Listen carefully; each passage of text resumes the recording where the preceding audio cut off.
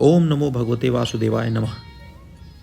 आज हम लोग श्रीमद् भगवत महापुराण के द्वितीय स्कंद के चतुर्थ अध्याय का पाठ करेंगे। इस पाठ का शीर्षक है राजा का सृष्टि विषयक प्रश्न और सुखदेव जी की कथा का आरंभ। श्री सूत जी कहते हैं, सुखदेव जी के वचन भगवत तत्व का निश्चय कराने वाले थे। उत्तरानंदन राजा परीक्षित ने उन्हें सुनकर अपनी शुद्ध बुद्धि भगवान श्री कृष्ण के चरणों में अनन्य भाव से समर्पित कर दी।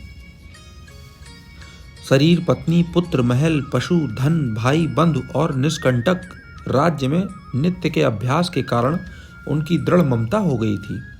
एक क्षण में ही उन्होंने उस ममता का त्याग कर दिया। शौनकादि ऋषियों महामनस्वी परीक्षित ने अपनी मृत्यु का निश्चित समय जान लिया था।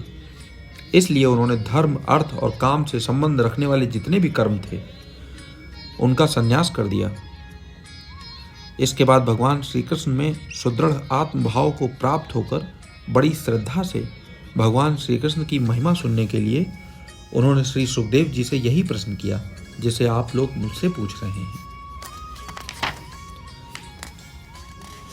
परीक्षित जी ने पूछा कि भगवत स्वरूप मुनिवर, आप परम पवित्र और सर्वज्ञ हैं। आपने जो कुछ कहा है वह सत्य और उचित है। आप ज्यों-ज्यों भगवान की कथा कहते जा रहे हैं त्यों-त्यों मेरे अज्ञान का पर्दा फटता जा रहा है। मैं आपसे फिर भी यह जानना चाहता हूँ कि भगवान आप अपनी माया से इस संसार की सृष्टि कैसे करते हैं।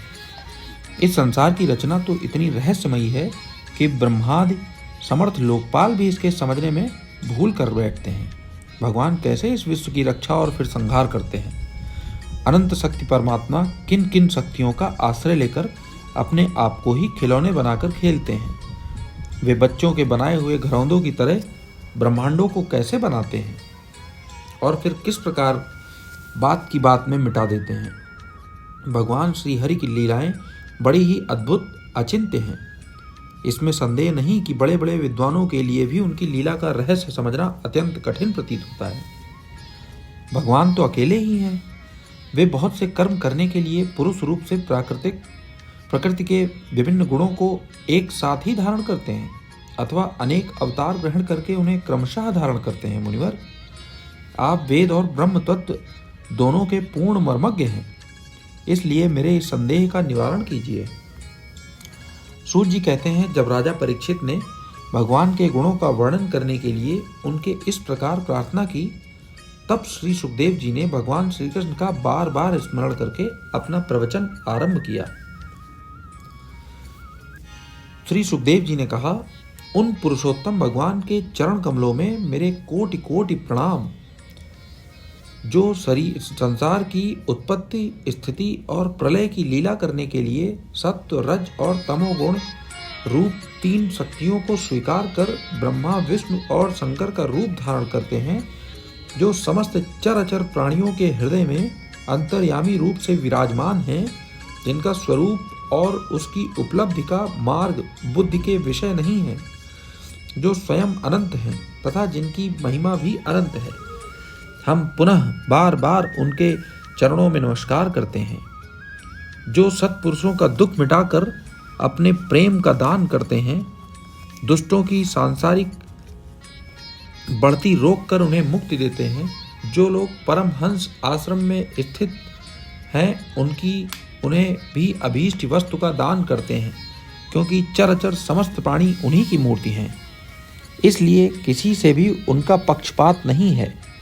जो बड़े ही भक्त वत्सल और हठपूर्वक भक्तिहीन साधन करने वाले लोग, जिसकी छाया भी नहीं छू सकते, जिसके समान किसी का ऐश्वर्य नहीं है, फिर उससे अधिक तो हो ही कैसे सकता है, तथा ऐसे ऐश्वर्य से युक्त होकर निरंतर ब्रह्म स्वरूप अपने धाम में विहार करते रहते हैं, उन भगवान श्री कृष्ण को मैं बार बार नमस्कार करता हूँ, जिनका कीर्तन, स्मरण, दर्शन, वंदन, श्रवण और पूजन जीवों के पापों को तत्काल नष्ट कर देता है।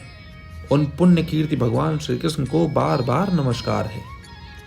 विवेकी पुरुष जिनके चरण कमलों की शरण लेकर अपने हृदय से इस लोक और परलोक की आसक्ति निकाल डालते हैं और बिना किसी परिश्रम के ही ब्रह्म पद को प्राप्त कर लेते हैं। उन मंगलमय कीर्ति वाले भगवान श्री कृष्ण को अनेक बार नमस्कार है। बड़े बड़े तपस्वी, दानी, यशस्वी, मनस्वी, सदाचारी और मंत्रवेत्ता जब तक अपनी साधनाओं को तथा अपने आप को उनके चरणों में समर्पित नहीं कर देते, तब तक उन्हें कल्याण की प्राप्ति नहीं होती। जिनके प्रति आत्मसमर्पण की ऐसी महिमा है, उन कल्याणमयी कीर्ति वाले भगवान को बार बार नमस्कार है। किरात, हूण, आंध्र, पुलिंद, पुलकस, आभीर, कंक, यवन और खस आदि नीच जातियां तथा दूसरे पापी जिनके शरणागत भक्तों की शरण ग्रहण करने से ही पवित्र हो जाते हैं, उन सर्वशक्तिमान भगवान को बार बार नमस्कार है।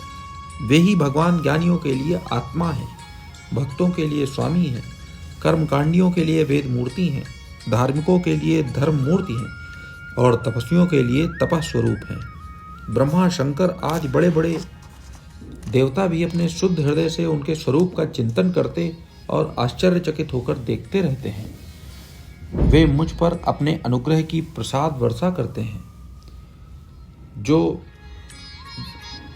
मुझ पर अपने अनुग्रह की प्रसाद की वर्षा करें, जो समस्त संपत्तियों की स्वामिनी लक्ष्मी देवी के पति हैं, समस्त यज्ञों के भोक्ता एवं फलदाता हैं, प्रजा के रक्षक हैं, सबके अंतर्यामी और समस्त लोक के पालन करता है तथा पृथ्वी देवी के स्वामी हैं, जिन्होंने यदुवंश में प्रकट होकर अंधक, भ्रष्ट और यदुवंश के लोगों की रक्षा की है तथा जो उन लोगों के एकमात्र आश्रय रहे हैं, वे भक्त वत्सल संत जनों के सर्वस्व श्री कृष्ण मुझ पर प्रसन्न हो। विद्वान पुरुष जिनके चरण कमलों के चिंतन रूप समाधि से शुद्ध हुई बुद्ध के द्वारा आत्म तत्व का साक्षात्कार करते हैं तथा उनके दर्शन के अनंतर अपनी अपनी मति और रुचि के अनुसार जिनके स्वरूप का वर्णन करते रहते हैं, वे प्रेम और मुक्ति के लुटाने वाले भगवान श्री कृष्ण मुझ पर प्रसन्न हो। जिन्होंने सृष्टि के समय ब्रह्मा के हृदय में पूर्व कल्पना की, स्मृति जागृत करने के लिए ज्ञान की अधिष्ठात्री देवी को प्रेरित किया और वे अपने अंगों के सहित वेद के रूप में उनके मुख से प्रकट हुई। वे ज्ञान के मूल कारण भगवान मुझ पर कृपा करें, मेरे हृदय में प्रकट हों।